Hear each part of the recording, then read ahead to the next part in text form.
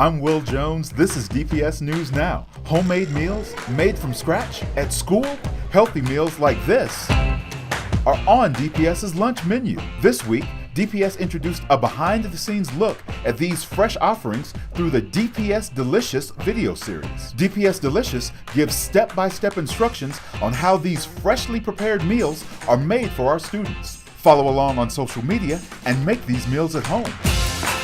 Last fall, Denver Broncos linebacker Brandon Marshall challenged more than 200 second, third, and fourth graders at Swansea Elementary School to have perfect attendance.